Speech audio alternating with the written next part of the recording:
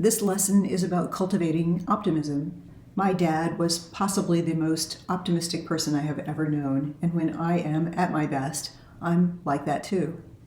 I have been accused of being too much like Pollyanna in life, and I accept that criticism. I actually like myself when I'm in Pollyanna mode more than when I feel more negative about life. So this whole lesson is about cultivating that feeling of optimism. We learned in earlier lessons that humans do too much ruminative thinking. We stay focused on our mistakes and things that have gone wrong in our lives. Those negative experiences can come back into our thoughts time and time again. It's natural.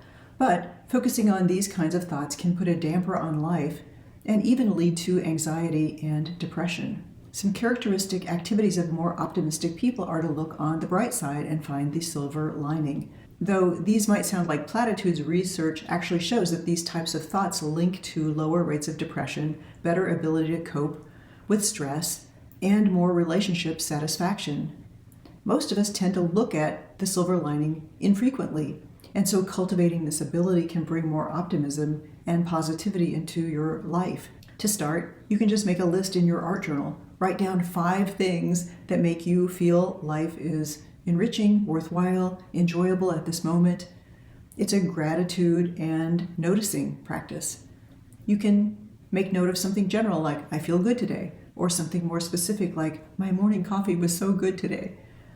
It can be anything that helps you shift into a more positive and optimistic state of mind. Then, after you have listed your 5 things, think about a recent time when you made a mistake, had a disappointment, experienced a frustration, or you felt irritation or even upset about something. And in a few sentences, describe that situation and then begin to cultivate a different mindset by looking for a silver lining in the situation. Write down 3 silver linings you can identify from the situation. For example, you dropped a cup of coffee and spilled it all over your newly scrubbed tile floor and had to spend 15 minutes cleaning it up. Now think of some potential silver linings. Tile floor is so easy to clean compared to a rug. The floor is now clean again. As you were cleaning the floor, you noticed your cleaning solution needs to be replenished, and you discovered that before you made a trip to the grocery store.